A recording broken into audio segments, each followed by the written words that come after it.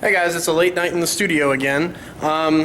Just to let you all know, I'm going to have to reschedule that battle report with J-Ro for later this week at some point. It might not be with J-Ro, I might play someone else, but I had some meetings and stuff take up more time than I expected, so the terrain is not as done as I had hoped it would be. But I have gotten it blackened, and it is currently drying right now, so I'm going to show you that. Alright, so as you can see, there is now a nice coat of black paint on all the models that we did. Now I'm going to have to go through, once these are dry, and double check everything. Tip when building terrain from any pink or blue insulation, which it's this type. I'll show you this right now. It is residential sheathing insulation. It's also called polystyrene, I think. Let's see. Yeah, but it comes in the pink or the blue. So we're going to go back here into the, this is the, as I like to call it, the dirty room. This is where I spray all of my latex paint. The fastest way to do this is with a paint sprayer, by the way. It takes so long to do this stuff by hand, and I just find that a paint sprayer is much quicker. It's dirtier, so you basically need a dedicated room to do it.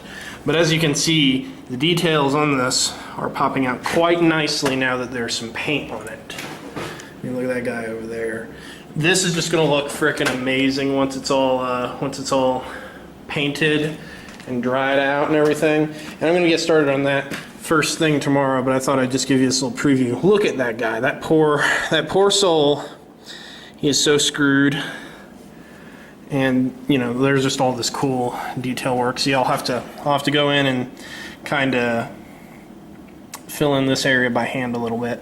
But that's a small price to pay when you're spraying, because here's the reason why you want to put black latex paint as a base on your terrain.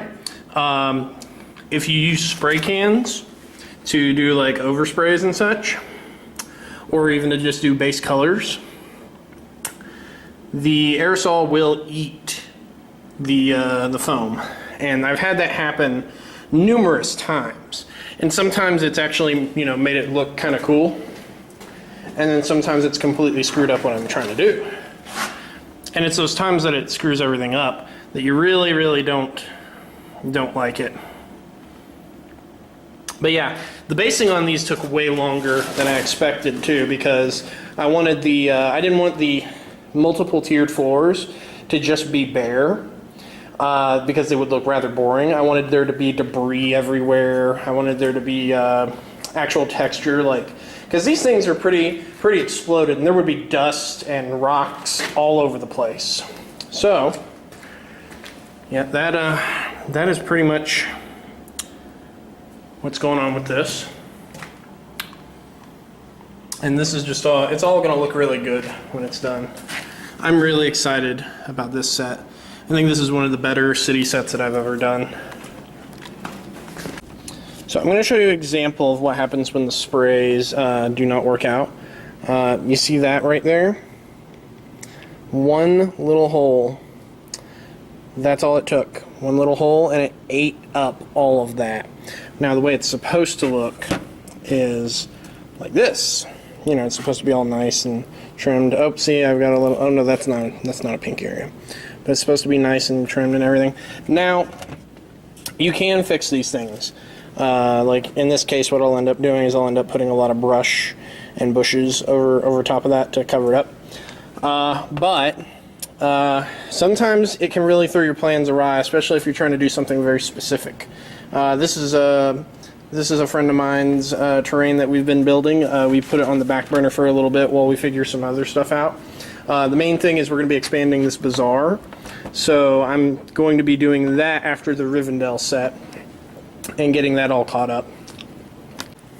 So that's it for your studio update for tonight, guys. I am closing up for the night, but something I would like to ask all of you, the fans and the clients, is what kind of content would you like to see me putting up on the YouTube?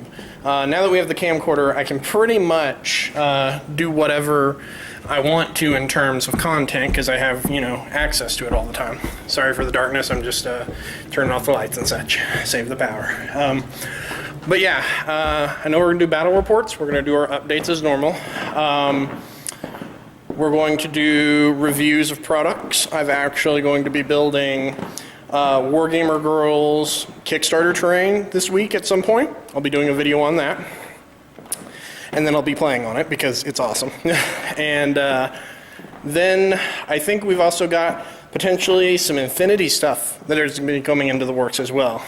For those of you not familiar with Infinity, it's a really cool tactical game set in the like sci-fi future. So we're going to be doing that. We're going to be doing some Warhammer Fantasy, 40K of course. Eldorado, I'm going to be doing those every Friday. I'll be doing a video on Eldorado for pretty much the foreseeable future. I was actually talking with one of the guys from Cypher tonight about some pretty cool stuff that could be potentially in the works in the future about like Spartan models that would just be cool because, you know, this is Sparta, is just, it's 300's cool. Who doesn't like 300? Anyway, yeah, I'm gonna quit yammering and let you guys go. So have a good night and take care.